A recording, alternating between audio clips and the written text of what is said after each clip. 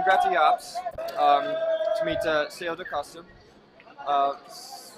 Apparently, some kind of marathon is breaking out. We're not completely unaware of it, but I've decided that I'm actually going to run the race, and I think I'm going to win. I've got this incredible strategy, can't fail. I've got detour signs placed strategically around the route, basically claiming free Erasmus. Who's going to say no to that? I figure I'm going to be able to walk this baby and win. Flame on.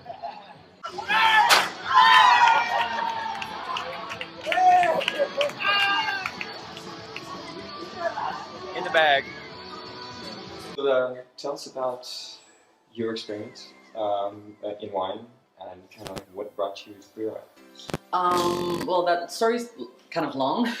I worked in restaurants after I finished college, so I did a lot of work in restaurants, bars. One of my good friends back in Puerto Rico is a sommelier.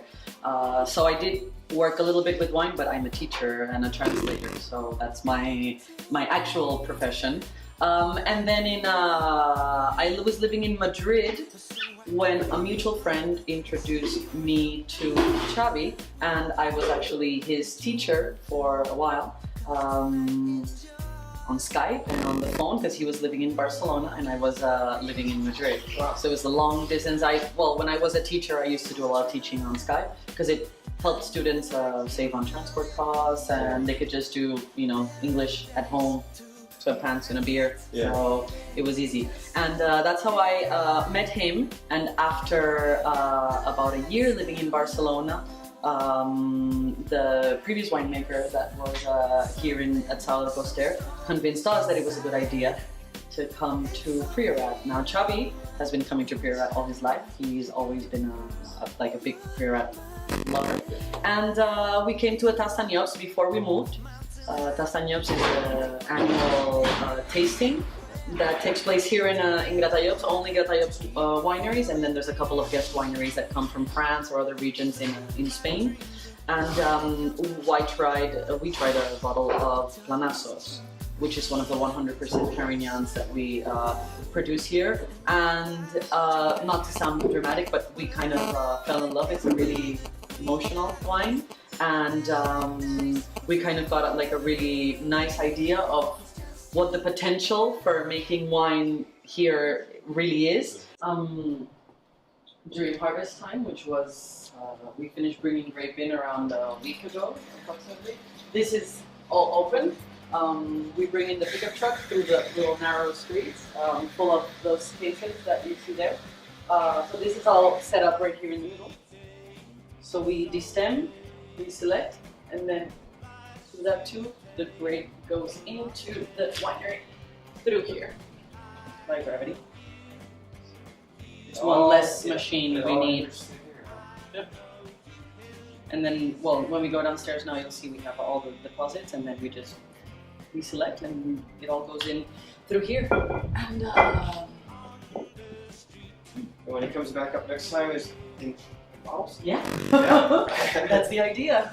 Wow. Yeah, and we have the wineries. This is the first story. Then we have the second one where we have all the deposits, and then downstairs we have the barrel room, and then there's another entrance. So it's not coming up one bottle at a time. All right. That's what we used to do, but we're trying to grow. Okay.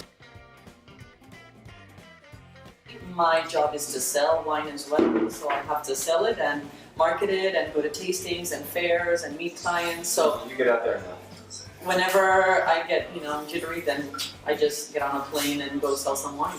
And then when you need to get grounded, you come back to that view. Mm-hmm. This is Carignan from Ribera Baixa. If I don't remember badly, it was picked on the 26th of September. So it's almost finished, the fermentation. I am controlling density, temperature. It's our day-to-day. Once a day or twice a day at the beginning to control temperature and everything.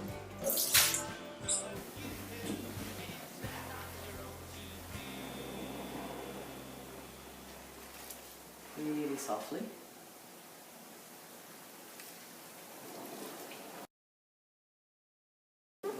Yeah, When- it's yeah. not the river dance I had in mind. Yeah, I'm sure the problem is you watched, what's the name of that Keanu Reeves film, Walk in the Clouds? Have you seen that one? And you think you're just going to get into... You can, and we've had Xavi's daughter come in with her little friends, and we fill up that. Yeah. And then, yeah, they can, you know, do the pidging, but...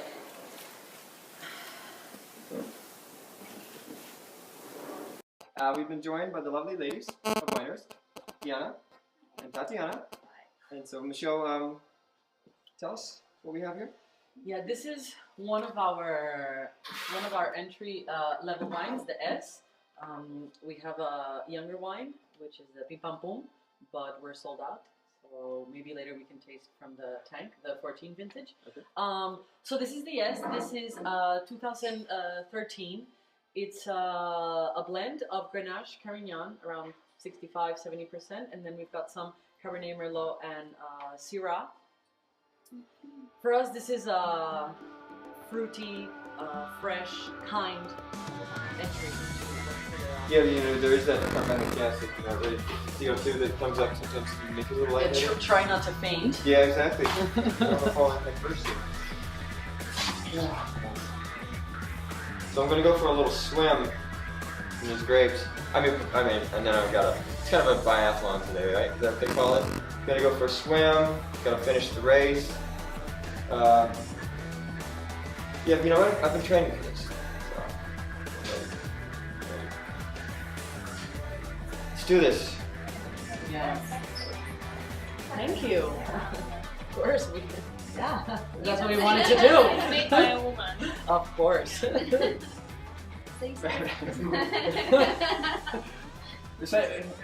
sounds so much better when a woman says a wine and sounds sexy. I think if I say it, it just no. Priorat is a harsh place. It's really warm in summer. Not this summer so much, but it's usually really hot in summer. Cold winters, and so it's hard. You really need to love what you do. Just a sense of the history, your history here. It's kind of like since you arrived, as well as your general philosophy on winemaking. Kind of like, you know, what you hold true, how you stick to your guns, in a sense. Well, in two words, I would like to say minimum intervention in the lands and also in the winery. In the land we work in biodynamics, so we are working with the moon calendar, we are doing some treatments and no chemical in the land. That's from the beginning of the winery, so no change on that. And then in the winery is minimum intervention. We don't add yeast, for example, and we don't change anything in the process of the wine. You can see. Yeah. You can see the winery. There's no chemical thing around it, and everything is natural. For example, natural fermentation. The only thing is to control temperatures and be very careful every day or twice a day to control all the little inox tanks that we have. The climate is not just the climate, but the climate is hard. The soil and the orography of the land makes it very difficult, because we're talking. That's where the name of our winery comes from. Sao del Coster. Coster are the slopes, which makes it all really hard. We have plots of land where we can't even bring in a tractor. We don't own a tractor. For us, that's very important in terms of philosophy, and that's the question that we have to. This is why we will have a lot of work during the 4 or 5 next years. Yeah. Changing some of the things and also looking for some old vineyards lands that we are searching, because we would like to increase the production of that kind of wines. Because now from Planasol and Pujada we are hardly producing 500 bottles a year. Usually we ask people to shave, but today we're gonna let it slide. Yeah. Well, see, I'm only half Wookiee. We've seen hairier. So the important thing is that when you climb in, just make sure you get a comfortable, in a comfortable sitting position. Because you need to see it's at the end of the process, so it's. Is it quite hard? No, because it's at the end of the process.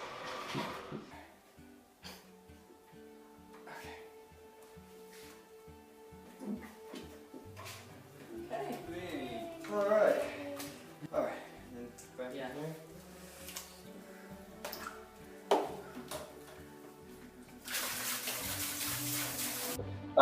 Tell us which of your labels do to make it to oak. Yeah. So our Terra, which is our signature wine, it's our medium wine, if you will.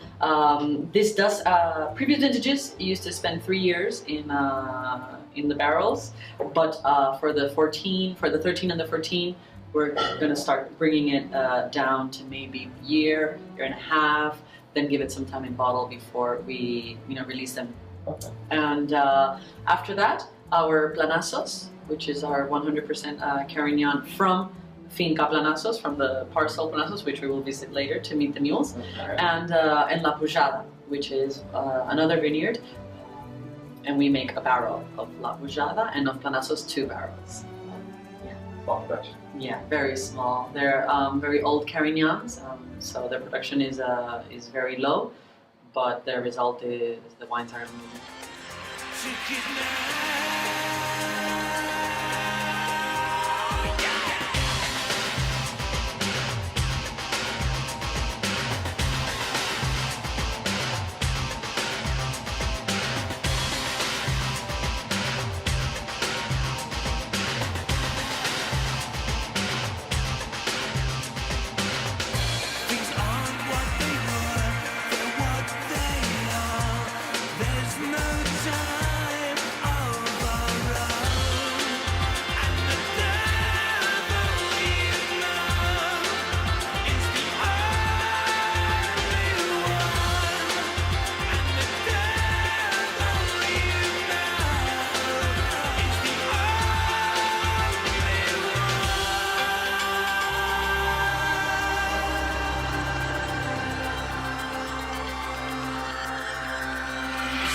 Thanks for having us out. Thanks for the invitation. You have wonderful wine Thank you. Thank you so much. and a wonderful staff. They're the best. Thank you for coming. Thank you for having us.